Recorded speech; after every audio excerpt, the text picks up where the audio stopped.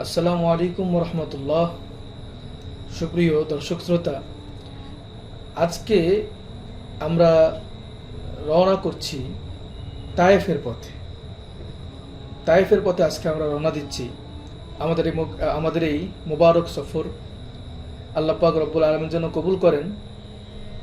এই গোটা সফরে আজকে আমাদের সাথে কয়েকজন হাজী সাহেব আছেন। সেই সাথে আজকে আমাদের সাথে মুআল্লিম হিসেবে আছেন আমাদের প্রিয় আনাস ভাই, রাহলা এয়ার ইন্টারন্যাশনালের স্বত্বাধিকারী। সেই সাথে আমাদের আরও একজন মুআল্লিম, পাশাপাশি আমাদের গাড়ির যিনি ড্রাইভার হিসেবে আছেন আমাদের প্রিয় ভাই সালমান আহমদ ভাই, তিনি আছেন আমাদের সাথে। আমরা এর আগে তার কথা অনেক শুনেছি। তিনি বেশ আন্তরিক, অভিজ্ঞ, পাশাপাশি দক্ষ মানুষ একজন। তিনি আজকে আমাদের সাথে আছেন। আজকে তিনি আমাদেরকে কথা দিয়েছেন, তিনি আজকে আমাদেরকে এমন সফর করাবেন যে সফর আমরা স্মরণ রাখবো, মনে রাখবো, চিরদিন তাকেও আমরা স্মরণ রাখবো। দেখা যাক ইনশাআল্লাহ আমরা আজকে কতটুকু এই সফরকে এনজয় করতে পারি, উপভোগ করতে পারি। আল্লাহ পাক রব্বুল আলামিন যেন আমাদের সফরকে কবুল করেন।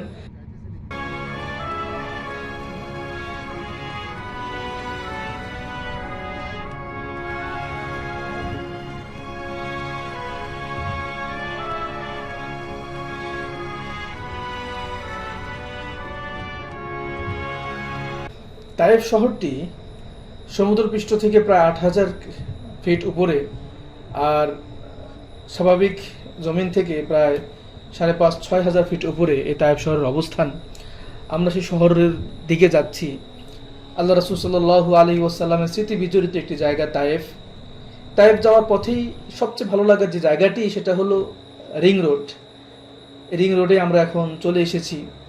রিং রোড একদম পাহাড়ের কোল ঘেঁষে আঁকাবাঁকা পথ, যে পথ বেয়ে একদম পাহাড়ের সর্বোচ্চ চূড়ায় উঠে এসে তায়েফ শহরে উঠতে হয়। এই রিং রোডে যারা উঠতে চান তাদেরকে অবশ্যই প্রাইভেট কার বা ছোট যে যানবাহনগুলো সেগুলোতে আসতে হবে। যারা অনেক সময় হাজি সাহেব বেশি হলে তাদেরকে বাস দিয়ে নিয়ে আসা হয়। আমরা লক্ষ্য করেছি এই পথে কোনো বাস চলে না, তাদেরকে অন্য একটা রোড দিয়ে নিয়ে যাওয়া হয়, যেটা পুরাতন রোড বলেই আমরা জানি। সে রোড দিয়ে যারা যায় তখন এই পাহাড়ের আঁকাবাঁকা যে পথের যে ফিলিংস, যেই অনুভূতি, সেটা তারা পান না। এজন্য আমি বলবো যারা বাসে যাবেন খরচ একটু কম পড়বে, কিছু অল্প কিছু হলে তারা যদি আমরা প্রাইভেট কার বা ৭ সিটের যে গাড়িগুলো আছে বা ১২ সিটের যে গাড়িগুলো আছে সেগুলো নিয়ে যদি আমরা আসি, তো এই রিং রোডের যে সৌন্দর্যতা, এটা আমরা উপভোগ করতে পারবো ইনশাআল্লাহ। আমরা দেখছি পাহাড়ের কোল ভেসে কি চমৎকারভাবে পথগুলো এগিয়ে গিয়েছে। সুবহানাল্লাহ, কত দারুণ সৃষ্টি আল্লাহ পাক রব্বুল আলামিনের। এই পথ থেকে ডান দিকে তাকালেই দেখা যায় যে কত নিচের শহর থেকে আমরা কত উপরে চলে এসেছি। কেবল তো মাঝামাঝি এসেছি, আরও উপরে আমাদেরকে যেতে হবে। আল্লাহ পাক রব্বুল আলামিনের সত্যি খুব চমৎকার একটি সৃষ্টি হলো তায়েফ শহর।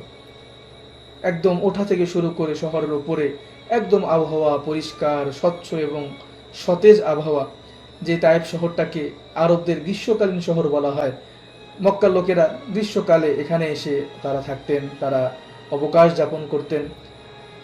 তো এখানে আমরা তায়েফ শহরে অনেক সাহাবীদের বাড়ি দেখব, তারা এখানে এসে গ্রীষ্মকালে তারা অবকাশ যাপন করতেন। মূলত এই শহরে আমাদের আসা একটি বড় স্মৃতিকে ধারণ করার জন্য, বড় স্মৃতিচারণ করার জন্য। আল্লাহ রাসূল সাল্লাল্লাহু আলাইহি ওয়াসাল্লামের সবচেয়ে বেশি কষ্ট, আল্লাহ রাসূল সাল্লাল্লাহু আলাইহি ওয়াসাল্লাম আম্মা জান আয়েশাকে বলেন, তোমার গোত্রের লোকেরা উহুদের চেয়েও সবচেয়ে বেশি যে কষ্ট আমাকে দিয়েছে সেটা তায়েফের সময়। আল্লাহ রাসূল সাল্লাল্লাহু আলাইহি ওয়াসাল্লামকে তায়েফের ময়দানে, তায়েফের সময়, তায়েফের দিনগুলো যাপনের সময় আল্লাহ রাসূল সাল্লাল্লাহু আলাইহি ওয়াসাল্লামকে কাফেররা খুব মারাত্মক কষ্ট দিয়েছিল। আমরা যদি সংক্ষেপে সেই ঘটনা দেখতে চাই বা জানার চেষ্টা করি, আল্লাহ রাসূল সাল্লাল্লাহু আলাইহি ওয়াসাল্লামের জীবন থেকে যখন তার প্রিয়তমা স্ত্রী আম্মা জান খাদিজা রাদিয়াল্লাহু তাআলা আনহা চলে যান, কিছুদিন পরে প্রিয় চাচা আবু তালেব রাদিয়াল্লাহু তাআলা আনহু ইন্তেকাল করেন। রাসূল সাল্লাল্লাহু আলাইহি ওয়াসাল্লামের ওপর মক্কার কুরাইশরা মারাত্মকভাবে নির্যাতন শুরু করে। এতদিন তারা চাচা আবু তালেবের জন্য তারা প্রকাশ্যে কিছু বলতে পারতো না, কিছুটা তাদের বাধা প্রাপ্ত হতে হতো। কিন্তু চাচা আবু তালেবের ইন্তেকালের পর কুরাইশদের সামনে আর কোনো বাধা থাকলো না প্রকাশ্যভাবে। তারা তাদের নির্যাতনের স্টিল রোলার চালিয়ে দিতে লাগলো রাসূল সাল্লাল্লাহু আলাইহি ওয়াসাল্লামের উপর। তা আল্লাহ রাসূল সাল্লাল্লাহু আলাইহি ওয়াসাল্লাম তখন চিন্তা করলেন তিনি তায়েফ যাবেন, তায়েফবাসীকে তিনি দিনের দাওয়াত দিবেন।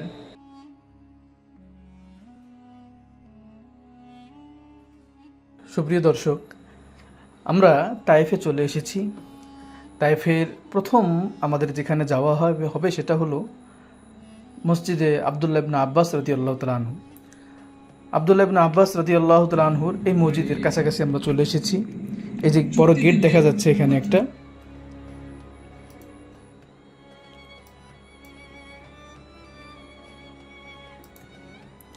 আমরা গাড়ি পার্কিং করব। পার্কিং করার পর আমরা মসজিদ উদ্দেশ্যে যে সেখানে ইনশাআল্লাহ উজু করে নামাজ আদায় করব। আমরা আসরের নামাজ এখনও পড়িনি, আমরা এখানে গিয়ে আসরের নামাজ ইনশাআল্লাহ আদায় করে তাহিয়াতুল মসজিদ 2 রাকাত নামাজ আদায় করে আসরের নামাজ আদায় করে আমরা করব। এখানে দেখতে পাচ্ছি আমরা মাকতাবাত আবদুল্লাহ ইবনে আব্বাস রাদিয়াল্লাহু তাআলা আনহু। আব্বাস রাদিয়াল্লাহু তাআলা আনহু তিনি ছিলেন ইলমের সাগর, জ্ঞানের সাগর ছিলেন তিনি। তাকে রাইসুল মুফাসসিরিন বলা হতো, রাসূলের আপন চাচাতো ভাই তিনি। তিনি ইলমের জন্য তিনি শাম, কখনো ইরাকে সফর করতেন। তিনি আলী রাদিয়াল্লাহু তাআলা আনহু তাকে রাষ্ট্রীয় কাজে দায়িত্ব দিয়েছিলেন। তো আবদুল্লাহ ইবনে আব্বাস রাদিয়াল্লাহু তাআলা আনহু তিনি তায়েফে বসতি স্থাপন করেছিলেন। এই মসজিদটি এখানেই আবদুল্লাহ ইবনে আব্বাস রাদিয়াল্লাহু তাআলা আনহুর কবর অবস্থিত আছে। শুকরান।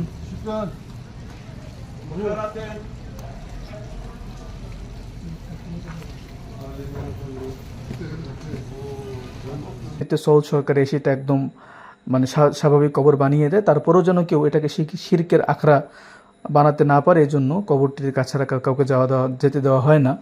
তা আমরা মসজিদে ঢুকছি, এখানে ইনশাআল্লাহ আমরা নামাজ পড়ব। এই যে বাউন্ডারির ভিতরেই খুব সম্ভব আবদুল্লাহ ইবনে আব্বাস রাদিয়াল্লাহু তাআলা আনহু কবর। পাশাপাশি রাসূলের এখানে মুহাম্মদ ইবনুল হানাফিয়া আলী রাদিয়াল্লাহু তাআলা আনহুর তার ছেলে হাসান হুসেনের ভাই, তারও কবর এখানে আছে।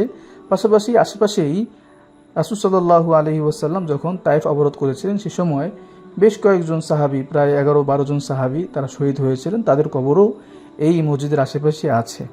এখানে প্রায় সব মসজিদে আমরা দেখেছি আলহামদুলিল্লাহ পর্যাপ্ত দারুণ পরিবেশ, চমৎকার পরিবেশ। মসজিদে মহিলাদের নামাজের জায়গা, সেখানে বাচ্চাদের তালিম হয়। এই যে আমরা দেখছি কিছু বাচ্চা এখানে তালিম করছেন, কোরআন শরীফ শিক্ষা করছেন, চমৎকার পরিবেশ। আল্লাহ যেন আমাদের দেশেও এমন পরিবেশ তৈরি করার তৌফিক দান করেন। আমাদের মসজিদগুলো যেন শুধু নামাজের জায়গা না হয়ে তালিম, তারবিয়াত, সিয়াসাত সব কিছুর কেন্দ্রভূমি হয়। আমরা নামাজের পর বের হয়েছি, এখানে আমরা দেখার চেষ্টা করছি সেই ঐতিহাসিক মসজিদ। এই মসজিদটি আব্বাসীদের আমলে ব্যাপক আকারে এখানে কাজ করা হয়েছিল। তবে এই মসজিদটা এখানে হয়েছে আবদুল্লাহ ইবনে আব্বাস রাদিয়াল্লাহু তাআলা আনহুর কবরকে কেন্দ্রিক এখানে হয়েছে। আমরা এই মসজিদ দেখা শেষে আমরা আরেকটি জায়গায় যাব, নতুন জায়গায় আমাদেরকে নিয়ে যাবেন আমার মুআল্লিম। সেটা হলো আবদুল্লাহ ইবনে আব্বাস রাদিয়াল্লাহু তাআলা আনহু তায়েফে তার বাড়িটা কোথায় ছিল। এটা অন্য কোনো মুআল্লিম বা ড্রাইভাররা সাধারণত নিয়ে যান না। আমাদের মুআল্লিম সাহেব এবং আমাদের ড্রাইভার সাহেব সালমান ভাই খুব আন্তরিক ভাই, এজন্য তারা আমাদেরকে ওই জায়গাটায় নিয়ে গিয়েছেন। আমরা আপনাদেরকে সেই জায়গাটিও দেখানোর চেষ্টা করছি। প্রিয় দর্শক, আমরা সেই জায়গাতেই যাচ্ছি যেখানে আসলে আবদুল্লাহ ইবনে আব্বাস রাদিয়াল্লাহু তাআলা আনহুর আসল এবং পুরাতন বাড়িটা সেখানে ছিল। আমরা আমাদের মুআল্লিম সাহেব, আমাদের 2 জন মুআল্লিম আজকে আমরা পেয়েছি, তাদের সাথে আমরা যাচ্ছি সেখানে। আবদুল্লাহ ইবনে আব্বাস রাদিয়াল্লাহু তাআলা আনহু এমন একজন মহামনীষী, এমন একজন ব্যক্তিত্ব ছিলেন যে কোরআন হাদিসের ব্যাপারে তার সিদ্ধান্ত ওমর রাদিয়াল্লাহু তাআলা আনহু, আলী রাদিয়াল্লাহু তাআলা আনহু তারা তার সিদ্ধান্তকে গ্রহণ করতেন। আমরা যাচ্ছি সেই বাড়ির দিকে। এখানে সাধারণত যাওয়া হয় না, অনেকে জায়গা চেনেও না। তো আমাদেরকে সেখানে যাওয়ার তৌফিক হয়েছে, এজন্য আমরা সর্বোপরি আল্লাহ পাকের দরবারে শুকরিয়া আদায় করি, কৃতজ্ঞতা আদায় করি। আমাদের সাথে অন্যান্য হাজী সাহেবেরাও আছেন। আমরা সেখানে যাচ্ছি। রাসূল সাল্লাল্লাহু আলাইহি ওয়াসাল্লাম এই তায়েফ শহরে বড় আশা নিয়ে এসেছিলেন। রাসূল সাল্লাল্লাহু আলাইহি ওয়াসাল্লাম তিনি অনেক কষ্ট সহ্য করেছেন এই শহরে, কিন্তু তিনি হতাশ হননি। ব্যথা হত হৃদয় নিয়ে তিনি চলে গিয়েছেন আবার ফিরে মক্কায়। 100 কিলোমিটার দূর মক্কা থেকে প্রায় এই শহর, সেখান থেকে এসেছেন রাসূল সাল্লাল্লাহু আলাইহি ওয়াসাল্লাম। এই পাহাড়ি এলাকা, 6000 ফিট উপর এলাকা, এই যে আমরা এখানে এসেছি আবদুল্লাহ ইবনে আব্বাস রাদিয়াল্লাহু তাআলা বাড়িতে। আমাদের সালমান আহমদ ভাই তিনি বাকিদেরকে এখানে থাকতে বললেন, যেহেতু আমি একটি ভিডিও বানাবো, এটা সবার জন্য, আপনাদের জন্য দেখানোর চেষ্টা করব আমি। এই জন্য তিনি শুধু আমাকেই বলেন যে আপনি যান, আমি আমাদের মুআল্লিম আনাস ভাই সহ সেখানে আমরা যাচ্ছি, দেখার চেষ্টা করব যে আবদুল্লাহ ইবনে আব্বাস রাদিয়াল্লাহু তাআলা আনহুর বাড়িটা কেমন ছিল। এই বাড়ির পাশে আরেকটা মসজিদ আছে, এই মসজিদ খুব সম্ভব আমরা এই মসজিদেই হয়তো তার বাড়ি ছিল। আর পাশাপাশি আর একটা বাড়ি, যেটা ভগ্ন বাড়ি দেখা যাচ্ছে, এখানে হয়তো পরবর্তীতে অন্য কোনো একটা এখানে কাজ ছিল, যাতে একদম ভগ্ন অবস্থায় পড়ে আছে এটাতে আর কোনো কিছু দেখা যাচ্ছে না। আমরা এগিয়ে যাচ্ছি আব্দুল্লাহ ইবনে আব্বাস রাদিয়াল্লাহু আনহুর পুরাতন বাড়ি, যেটা এখানে দেখার চেষ্টা করছি আমরা। তো এখানে তেমন কোনো লোক আসে না, এবং আসাটাও হয়তো স্থানীয়রা খুব একটা ভালো মনে করে না, যার কারণে আমাদেরকে সালমান ভাই বলছেন এখানে বেশি সময় দেওয়া যাবে না, বেশি সময় নেওয়া যাবে না। আমরা সেখানে গিয়ে এখানে দেখছিলাম যে এখানে আসলে কি ঘটেছিল। এখানে আসলে বিস্তারিত কিছু লেখা নেই, শুধু 592 হিজরিতে এটা নির্মাণ করা হয়েছে, এটাই মোটামুটি বোঝানোর উদ্দেশ্য। পেছনে যাওয়ার চেষ্টা করছিলাম, কিন্তু সেখানে দেখলাম কিছু আরব নারী বসে আছেন, তারা অবকাশ যাপন করছেন তাদের সন্তান সহ, এই জন্য আমরা পেছনে গেলাম না। আমরা একটু আশপাশটা ঘুরে দেখার চেষ্টা করছি। তো এটাই সেই জায়গা যেখানে আব্দুল্লাহ ইবনে আব্বাস রাদিয়াল্লাহু তাআলা আনহু তিনি এখানে অবস্থান করতেন, তার বাড়ি এখানে ছিল, তিনি এখানেই সময় যাপন করতেন, এলমের চর্চা করতেন, মানুষকে দিন শেখাতেন। পরবর্তীতে তিনি ইন্তেকাল করলে তাকে যেখানে দাফন করা হয়েছে সেই জায়গায়, যে বড় মসজিদে আমরা একটু আগে যেখানে গিয়েছিলাম, সেই মসজিদটা তৈরি করা হয়। তো আমরা এখানে ওই পাশে যে পুরাতন বাড়িটা, সেটা আমরা একটু দেখার চেষ্টা করছি। একদম পাথর দিয়ে নির্মিত এই মসজিদ এবং ঘরবাড়িগুলো। আমাদের আনাস ভাই তিনি ছবি তুলছেন, আমরা তিনি আমাদেরকে হাত নাড়িয়ে সাড়া দিচ্ছেন। যাক, আলহামদুলিল্লাহ, আল্লাহ পাক রব্বুল আলামিন তার এই খেদমতের মধ্যে বরকত দান করুক। আমরা দেখেছি তিনি আমাদের প্রতি যথেষ্ট আন্তরিক ছিলেন, হাজিদের প্রতি যথেষ্ট আন্তরিক ছিলেন। প্রতি সময় তিনি খোঁজ নিয়েছেন যে হাজিদের কোনো কষ্ট হচ্ছে কি না। আল্লাহ পাক রব্বুল আলামিন তার এই খেদমতের মধ্যে বরকত দান করুক, আমরা সেই দোয়া করি। আমরা দেখার চেষ্টা করছি এই পুরাতন বাড়িটার ভিতরে কী অবস্থা।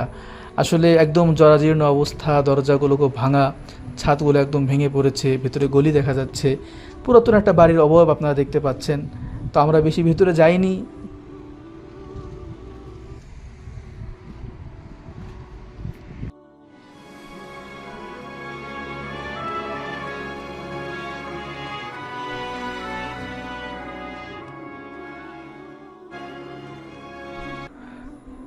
প্রিয় দর্শক, এবারে আমরা যাচ্ছি, এটাকে স্থানীয়রা বা আমাদের দেশীয় গাইড যারা আছেন তারা এটাকে বলে মসজিদে আলী। মসজিদে আলী হিসেবেই তারা সবাইকে পরিচয় করিয়ে দেন। এখানে আমি যেটা তথ্য পেয়েছি সেটাকে ভিন্ন কিছু লেখা, যদি সবাই এটাকে বলে থাকেন যে আলী রাদিয়াল্লাহু তাআলা আনহু এখান থেকে খেলাফত বা খলিফা হওয়ার পর তিনি এখান থেকে শাসন কার্য পরিচালনা করেছেন, বা এখান থেকে তায়েফের হুকুমতগুলো পরিচালনা করেছেন। আসলে বিষয়টা আমার কাছে ইতিহাসের দিক থেকে একটু ভিন্ন রকম মনে হয়। কারণ আলী রাদিয়াল্লাহু তাআলা আনহু তিনি খলিফা হয়ে তার খেলাফতকে নিয়ে গিয়েছিলেন ইরাকের মধ্যে, সেখান থেকেই তিনি খেলাফত পরিচালনা করেছেন। তো আমরা যদি আগে মসজিদটার ভেতরে দেখতে চাই, মসজিদের বাকি ইতিহাস আমি পরে বলছি ইনশাআল্লাহ। মসজিদের ভেতরটা আমরা দেখতে পাচ্ছি, এখানে মসজিদের ভেতরে একদম পুরাতন যে চুনা সুরকি দিয়ে কাজগুলো সেগুলো করা হচ্ছে। মসজিদের ভেতরে একটা আলাদা পুরনো দিনের একটা অনুভূতি পাওয়া যাচ্ছে। আসলে আজকে আমাদের মসজিদগুলো খুব সুরম্য হয়ে গিয়েছে, খুব নামি দামি হয়ে গিয়েছে, মসজিদের ভিতর সেই প্রাণগুলো পাওয়া যায় না। আপনারা এই জায়গাগুলো আসলে দেখবেন যে এখানে আসলে মসজিদের ভেতরে আলাদা একটা রূহ আছে। প্রিয় দর্শক, আমি এই মসজিদের ইতিহাস যেটা বলতে চাচ্ছিলাম, যে আমি যেটা এখানে সৌদি গভর্নমেন্ট কর্তৃক লিখে দেওয়া হয়েছে যে এই মসজিদকে বলা হয় মসজিদে মাদহুন বলা হয়। মূলত এই মসজিদকে বলা হয় মসজিদে মাদহুন বা মসজিদ আল কান্তরা বলা হয়। কেন? এই মসজিদের পাশে যে পাহাড়টা, এই পাহাড়ের নাম হলো মাদহুন।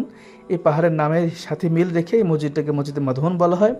আর এই পাহাড়ের সাথে একটা ঝর্ণা ছিল, ঝর্ণার আরবি কান্তরা বলা হয়।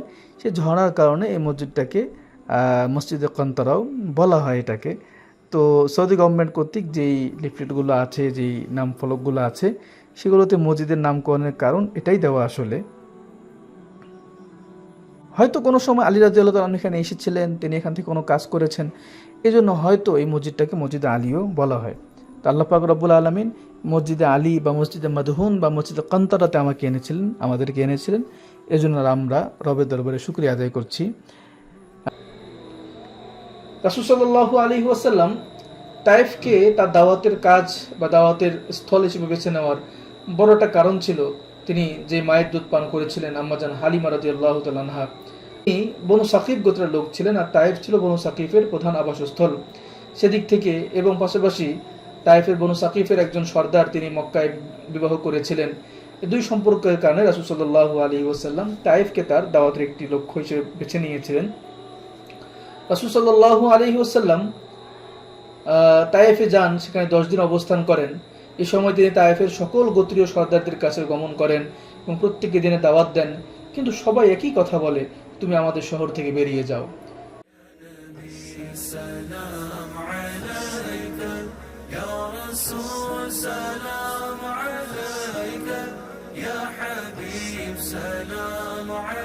যতটুকু জানতে পেরেছি এই জায়গাতে রাসূল সাল্লাল্লাহু আলাইহি ওয়াসাল্লাম তিনি এখানে প্রথম বসেছিলেন, এবং কেউ কেউ বলেন এখানেই আদ্দাস রাদিয়াল্লাহু তাআলা আনহু তাকে আঙ্গুরের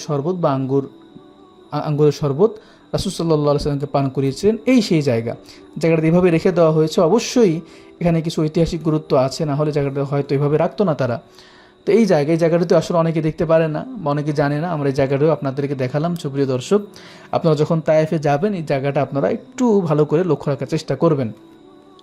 তো এই পর্যায়ে আমরা যাচ্ছি আসলে যেই বাগান থেকে রাসূল সাল্লাল্লাহু আলাইহি ওয়াসাল্লামকে আঙ্গুর খাওয়ানো হয়েছিল, রাসূল সাল্লাল্লাহু আলাইহি ওয়াসাল্লাম যখন একদম ক্লান্ত শরীর নিয়ে, কোনোভাবেই কিশোরেরা তার পিছ ছাড়ছিল না, রাসূল সাল্লাল্লাহু আলাইহি ওয়াসাল্লাম কোনো রকম একদম অবসন্ন হৃদয় নিয়ে, অবসন্ন মন নিয়ে, শরীর নিয়ে রাসূল সাল্লাল্লাহু আলাইহি ওয়াসাল্লাম তিনি একটি আঙ্গুরের বাগানে গিয়ে তিনি বিশ্রাম নেন। আমাদের গাড়ি সেখানে চলে এসেছে, আমরা এবারে গাড়ি থেকে নামবো, আমরা সেই বাগানে যাওয়ার চেষ্টা করব, দেখার চেষ্টা করব আদ্দাস রাদিয়াল্লাহু তাআলা আনহু মসজিদ, যেখানে আদ্দাস রাদিয়াল্লাহু তাআলা আনহু অবস্থান করতেন।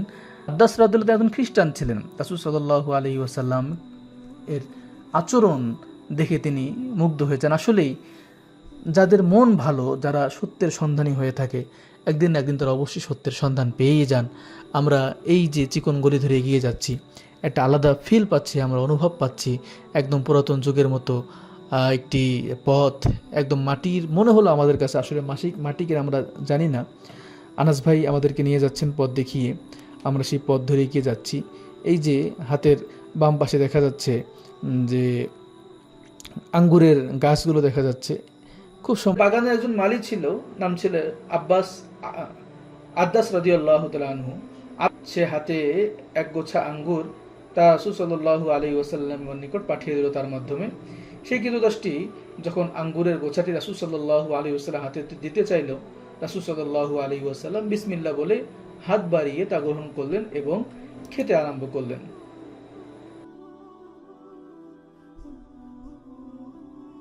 আমরা আদ্দাস রাদিয়াল্লাহু তাআলা আনহু যে মসজিদে আদ্দাস, সেই মসজিদে আমরা চলে এসেছি।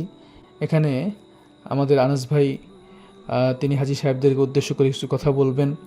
আমরা মসজিদটা দেখার চেষ্টা করছি, একদম পুরাতন আমলের মসজিদ। এই মসজিদে রাসূল সাল্লাল্লাহু আলাইহি ওয়াসাল্লামের সাহাবী আদ্দাস রাদিয়াল্লাহু তাআলা আনহু তিনি এখানে থাকতেন, এই এলাকায় তিনি অবস্থান করতেন। আদ্দাস রাদিয়াল্লাহু তাআলা আনহু তিনি তখন অমুসলিম। তিনি চিন্তা করলেন এমন কথা তো এই অঞ্চলের লোকদের মুখে কখনো শুনিনি। রাসূল সাল্লাল্লাহু আলাইহি ওয়াসাল্লাম বললেন, তুমি কোথায় থাকো, ধর্ম কি? সে বলল, আমি খ্রিস্টান ধর্মাবলম্বী এবং নিনাভ এর বাসিন্দা আমি। রাসূল সাল্লাল্লাহু আলাইহি ওয়াসাল্লাম বলেন, ভালো, তাহলে সৎ ব্যক্তি ইউনুস বিন মাত্তার গ্রামে তুমি বাস করো, তাই না? হাদিসে এমনটাই পাওয়া যায়। ইউনুস বিন মাত্তা হলো ইউনুস আলাইহিস সালাম, যার নাম আমরা জানি, নবী। তিনি বললেন, আপনি ইউসুফ ইবনে মাত্তাকে আপনি কিভাবে চেনেন? রাসূল সাল্লাল্লাহু আলাইহি ওয়াসাল্লাম বলেন, তিনি তো আমার ভাই, তিনি নবী ছিলেন, আমিও নবী। এ কথা শুনে আদ্দাস রাদিয়াল্লাহু তাআলা আনহু রাসূলের দিকে ঝুঁকে পড়লেন এবং তার মাথা ও হাত পায়ে চুমু দেওয়া শুরু করলেন। সুবহানাল্লাহ। আমরা এখানে একটু মসজিদের পেছনে আসার চেষ্টা করলাম। আমরা দেখছিলাম যে এই যে পেছনে দুটো ক্ষেত দেখা যাচ্ছে, এখানে চাষাবাদ হয়, ফুলকপি পাতাকপি। এক পাশে দেখা যাচ্ছে ফুলকপি পাতাকপি। তায়েফে অনেক চাষাবাদ হয়, তায়েফে অনেক ফলন হয়, যেহেতু আবহাওয়া একদম প্রাকৃতিক আবহাওয়া, একদম চমৎকার আবহাওয়া। এখানে আমাদের বাংলাদেশের আবহাওয়ার মতোই অনেকটা সুন্দর। শীতের সময় এখানে অনেক সময় কুয়াশা, বরফ পড়ার মতো অবস্থা হয়, প্রচণ্ড শীত হয় এখানে। আর সুপ্রিয় দর্শক, আমরা এক বুড়ির কথা শুনে থাকি, আমরা শুরু থেকে আমরা শুনেছি রাসূল সাল্লাল্লাহু আলাইহি ওয়াসাল্লামের পথের মধ্যে চলার পথে এক বুড়ি তিনি কাঁটা বিছিয়ে দিতেন। এই গল্প আমরা শুনে এসেছি, গল্প আমি বলবো না এখন। তবে তিক্ত হলেও সত্য, গল্প কিন্তু ভিত্তিহীন একটি গল্প, এই গল্পের কোনো ভিত্তি নেই, একটি একদম মানে লোকমুখে প্রচলিত একটি গল্প। তো আমাদের অনেকে এখানে তায়েফে আসেন, এই যে এই বাড়িটাকে অনেকে বলে থাকেন সেই বুড়ির বাড়ি এটাকে বলে থাকেন, যে বুড়ি রাসূল সাল্লাল্লাহু আলাইহি ওয়াসাল্লামের পথে কাঁটা বিছিয়ে দিতেন। রাসূল সাল্লাল্লাহু আলাইহি ওয়াসাল্লাম একদিন দেখেন তিনি সেই পথে কাঁটা নেই, তিনি খোঁজ নিতে গেলেন, গিয়ে দেখেন অসুস্থ। এই গল্প আমরা শুনে এসেছি, অনেকে বলেন এটাই সেই বুড়ির বাড়ি। তবে আসলে এই ঘটনা আমি যতটুকু জেনেছি তাহকিক করে এটা হলো ভিত্তিহীন ঘটনা। তবে এখানে একটি পাথর দেখানোর চেষ্টা করছি। এই যে একটি পাথর দেখা যাচ্ছে উপরে, যেই পাথরটা বলা হয় রাসূল সাল্লাল্লাহু আলাইহি ওয়াসাল্লাম যখন এই এই যে এই পাথরটা দেখা যাচ্ছে উপরে, দেখতে পারবেন আপনি নিচে দুটো ছোট ছোট পাথর আছে, যার উপর একটা বড় পাথর। তো এই পাথরটাকে অনেকে মনে করি আমরা যে অলৌকিকভাবে এই পাথরটা ওখানে দাঁড়িয়ে আছে, যে রাসূল সাল্লাল্লাহু আলাইহি ওয়াসাল্লাম এই পাহাড়ের নিচেই বিশ্রাম নেওয়ার জন্য বসেছিলেন। তো কাফেররা উপর থেকে পাথরটা নামিয়ে দেওয়ার চেষ্টা করেছিল, তো পাথরটা পড়েনি। এই যে একটা পাথর আপনারা দেখতে পাচ্ছেন, যেটার একটু অংশ এই গ্রিলের ভেতরে আর এক বাকি অংশ পেছনে, বলা রাসূল সাল্লাল্লাহু আলাইহি ওয়াসাল্লাম যখন পাথরের আঘাতে জর্জরিত হয়েছিলেন, এখানে এসে তিনি এই পাথরে হেলান দিয়ে রাসূল সাল্লাল্লাহু আলাইহি ওয়াসাল্লাম বিশ্রাম নিয়েছিলেন। পাশে যে মসজিদ দেখতে পাচ্ছি আমরা, এটা রাসূল সাল্লাল্লাহু আলাইহি ওয়াসাল্লাম এখানে বিশ্রাম নিয়েছিলেন বিধায়। কেউ কেউ বলেন রাসূলের হাতে নির্মিত মসজিদ, তবে কেউ কেউ বলেন যে না, রাসূল এখানে বিশ্রাম নিয়েছিলেন বিধায় পরবর্তীতে এখানে মসজিদ নির্মাণ হয়েছে এবং রাসূল সাল্লাল্লাহু আলাইহি ওয়াসাল্লাম খুব সম্ভব এখানে নামাজও পড়েছেন। তো এই যে এই পাথরটা দেখছি আমরা বাউন্ডারির ভিতরে, এই যে পাথর, এই পাথরটাতে রাসূল সাল্লাল্লাহু আলাইহি ওয়াসাল্লাম হেলান দিয়েছিলেন। আর একটা বিষয় যেটা আমাদের গাইড সালমান ভাই যেটা আমাদেরকে বললেন, যেটা আমরা আগে জানিনি, এটা আসলে অনেকের তথ্য নির্ভর কিনা যায় না, তবে অনেকের বক্তব্য অনুযায়ী যেটা, সেটা হলো এই যে দুটো টাঙ্কির পাশে বাম পাশে যে আমরা একটু ঘেরা খালি জায়গা দেখতে পাচ্ছি, এখানেই নাকি জিবরিল আমিন আলাইহিস সালাম রাসূল যখন ওই পাথরের এখানে বিশ্রাম নিয়েছিলেন, ওখানে জিবরিল আমিন তিনি অবতীর্ণ হয়েছিলেন পাহাড়ের ফেরেশতা সহ। ওই সময় তার রাসূল সাল্লাল্লাহু আলাইহি ওয়াসাল্লাম বলেছিলেন যে নবী, আপনি আদেশ দেন, আমরা এই পাহাড়কে তায়েফবাসীর উপর চাপিয়ে দেব। এই যে এই ফাঁকা জায়গাটুকুতে জিবরিল আমিন তিনি এখানে অবতীর্ণ হয়েছিলেন। এটা আমরা অনেক অভিজ্ঞ মুআল্লিম যারা আছেন পুরাতন, তাদের বক্তব্য এটা পাওয়া যায়। সুবহানাল্লাহ, সেই জায়গা আমরা দেখতে পাচ্ছি, সেই জায়গা আমরা দেখতে পারলাম। এই জন্য আমরা আল্লাহ দরবারে অশেষ কৃতজ্ঞতা আদায় করি। আলহামদুলিল্লাহ, সুম্মা আলহামদুলিল্লাহ। আল্লাহ পাক রব্বুল আলামিন আমাদের এই গুনাহগার চোখগুলোকে এই জায়গাগুলো দেখাচ্ছেন। জিবরিল আমিন তিনি এখানে অবতীর্ণ হয়েছিলেন। রাসূল সাল্লাল্লাহু আলাইহি ওয়াসাল্লামকে বলেছিলেন, হে আল্লাহ রাসূল, আপনি শুধু বলেন আমরা পাহাড়কে তায়েফবাসীর উপর চাপিয়ে দিব। রাসূল বলেছিলেন, না, আমি আশা করি তাদের প্রজন্ম থেকে এমন ব্যক্তিদের উদ্ভব হবে যা আল্লাহকে আল্লাহ বলে স্বীকার করবে, আমি রাসূলকে রাসূল হিসেবে স্বীকার করবে।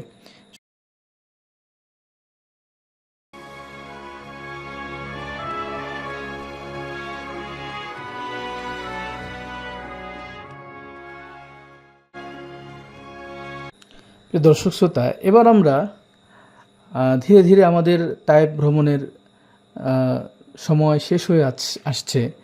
আমরা হয়তো আর কিছুক্ষণ তায়েফ ভ্রমণ করতে পারবো, এরপর হয়তো আমাদের আবার চলে যেতে হবে মক্কার উদ্দেশ্যে। আমরা এবার যাব আমর ইবনুল আস রাদিয়াল্লাহু তাআলা আনহুর বাড়িতে যাব। আমরা জানি সাহাবীদের অনেক সাহাবীর গ্রীষ্মকালীন আবাসস্থল ছিল এই তায়েফ। তারা গ্রীষ্মকালে তায়েফে এসে তারা অবকাশ যাপন করতেন। আমরা দেখেছি আসলে এই সময় যেখানে মক্কার ভূমিতে পা দেওয়া যায় না, সেখানে এই তায়েফের আবহাওয়া অনেক চমৎকার, সুন্দর আবহাওয়া। তায়েফে গরম নেই বললেই চলে, আমাদের দেশের মতোই আবহাওয়া আমরা তায়েফে দেখতে পেরেছি। আলহামদুলিল্লাহ, এই তায়েফে আমাদেরকে আল্লাহ তাআলা বারবার আসার তৌফিক দান করে, আমরা সেই দোয়াই করি। আমর ইবনুল আস রাদিয়াল্লাহু তাআলা আনহু তিনি একজন প্রখ্যাত সাহাবী। তার বাড়ি এখানে, তিনি এখানে অবকাশ যাপন করতে আসতেন। তার বাড়ির পাশে একটা কূপ ছিল, আমরা সেই কূপও দেখার চেষ্টা করব ইনশাআল্লাহ।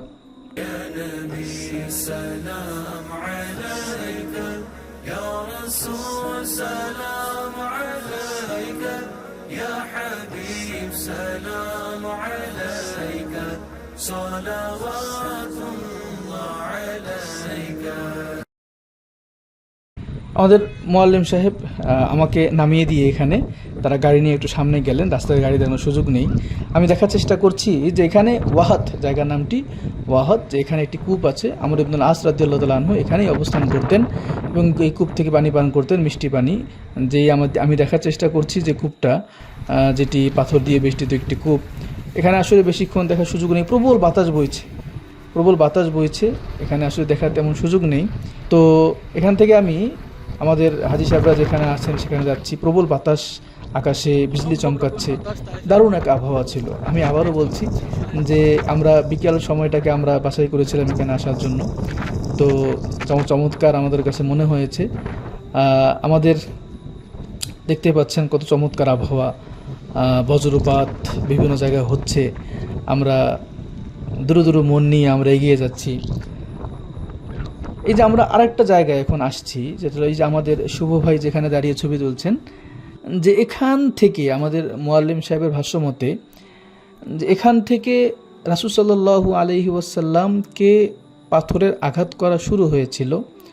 যে জায়গা আমরা দেখছি, যে এখান থেকে রাসূল সাল্লাল্লাহু আলাইহি ওয়াসাল্লামকে পাথরের আঘাত করা শুরু হয়েছিল। আসলে ঐতিহাসিক সত্যতা আমরা তো জানি না, লেখাটা আমরা বোঝার চেষ্টা করছিলাম কিন্তু বুঝতে পারিনি কি লিখেছে কিংবা কী লেখা হয়েছে, আমরা বুঝতে পারছি না। তো যতটুকু শুনলাম যে এখান থেকে রাসূল সাল্লাল্লাহু আলাইহি ওয়াসাল্লামকে পাথরের আঘাত করা শুরু হয়েছিল। মক্কা পর্যন্ত রাস্তা দেখায় নিবে, রাজি হয়েছে। প্রিয় দর্শক, আমাদের তায়েফ সফর একেবারে শেষের দিকেই বলা চলে। আমরা এখান থেকে কর্নুল মানাজিল, যেটা মিকাত, যেখান থেকে এহরামে নিয়ত করে মক্কায় গিয়ে উমরা করলে একদম স্বতন্ত্র একটা উমরার সওয়াব পাওয়া যায়, যে মিকাত নিয়ে কারো কোনো ইখতিলাফ বা এরকম কিছু নেই। আমরা সেখানে যাব। যাওয়ার পথে এই যে আমরা কিছুক্ষণের মধ্যে একটা জায়গা দেখতে পারবো, আবরাহা। আমরা আলম তারা কাইফা ফাআল রাব্বুকা বিআসহাবিল ফিল, যে সূরা ফিল পড়ি, আসহাবে ফিল যারা ছিল তারা যখন হাবশা থেকে আসছিল বাহিনী নিয়ে বা ইয়ামান থেকে আসছিল বাহিনী নিয়ে, তারা এই পথ ধরেই কিন্তু যাচ্ছিল, তায়েফের পথ ধরে যাচ্ছিল। তারা মক্কার পথ চিনত না। তো পরবর্তীতে তাদেরকে এই তায়েফেরই একজন ব্যক্তি, সে তাদেরকে আসলে পথ দেখিয়ে দেয় যে কোন পথ দিয়ে মক্কা যেতে হয়। তো আমরা এই যে সামনে আমরা যে জায়গাটুকু দেখতে পাচ্ছি, এই যে বাড়িটুকু দেখতে পাচ্ছি, এটাই আমি যতটুকু জানলাম সেই ব্যক্তির বাড়ি যে আসহাবে ফিলকে পথ দেখিয়ে দিয়েছিল কোন পথ দিয়ে মক্কা যেতে হয়। তো আমি বলেছিলাম যে সালমান ভাই আমাদেরকে বলেছিলেন যে আমাদেরকে তিনি এমন কিছু দেখাবেন যা অন্য কেউ দেখায় না। আলহামদুলিল্লাহ, স্বাভাবিকভাবে আমরা এর আগেও এসেছিলাম। আমরা ওই সফর থেকে আজকের এই সফরের মধ্যে অতিরিক্ত যা দেখেছি সেটা হলো আব্বাস রাদিয়াল্লাহু তাআলা আনহুর পুরাতন বাড়ি, যেটাকে তিনি আবাসস্থল হিসেবে ব্যবহার করতেন, আমর ইবনুল আস রাদিয়াল্লাহু তাআলা আনহুর বাড়ি। পাশাপাশি যেখান থেকে রাসূল সাল্লাল্লাহু আলাইহি ওয়াসাল্লামকে আব্বাস রাদিয়াল্লাহু তাআলা আনহু আঙ্গুরের শরবত পান করিয়েছিলেন, যে ব্যক্তি আসহাবে ফিলকে রাস্তা দেখিয়েছিল, সেই জায়গাটুকু আমরা দেখেছি, আপনাদেরকেও আমরা দেখানোর চেষ্টা করেছি। এই যে রাতের তায়েফ, চমৎকার শহর। আমি আসলে এমন সময় এসেছি এখানে যেন আমরা দিনেরও একটা অনুভব নিতে পারি, রাতেরও একটা অনুভব আমরা নিতে পারি। তো আমরা আলহামদুলিল্লাহ দিনের পাশাপাশি রাতের অনুভব নিয়েছি। আমরা এই পথ ধরে এখন কর্নুল মানাজিল, মিকাত মসজিদ যেটাকে বলা হয়, এখানে আমরা এসেছি। আল্লাহ পাক রব্বুল আলামিন এখান থেকে যদি চাহে আমরা ইহরামে নিয়ত করব।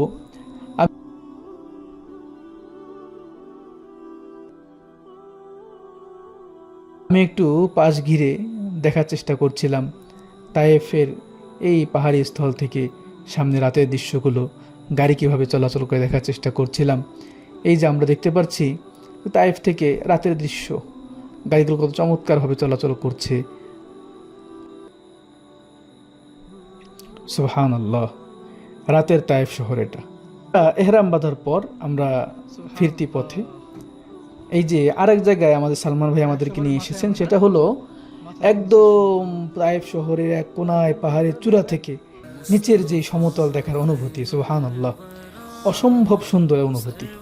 একদম নিচের সমতলের যে এলাকা দেখা যাচ্ছে, সেখান থেকে উপরে একদম গাড়ি উঠছে নামছে, এই দৃশ্য দেখার অনুভূতি সত্যি প্রিয় দর্শক আমরা বোঝাতে পারবো না। আল্লাহ পাক রব্বুল আলামিন আপনাদেরকে যেন নিয়ে আসেন এখানে, আপনারা আমাদের সাথে থেকেছেন আছেন। আল্লাহ পাক রব্বুল আলামিন আপনাদের সবাইকে কবুল করেন, আপনারা আমাদের পাশে থাকবেন, আমাদের জন্য দোয়া করবেন সেই প্রত্যাশা রেখে আজকের মতো তাইফের সফর এখানেই শেষ করছি। আল্লাহ পাক রব্বুল আলামিন আর অন্য কোথাও অন্য কোনো ভিডিওতে আপনাদের সাথে আবার কথা হবে। আল্লাহ পাক কবুল করেন, আমিন। আসসালামু আলাইকুম ওয়া রাহমাতুল্লাহি ওয়া বারাকাতুহু।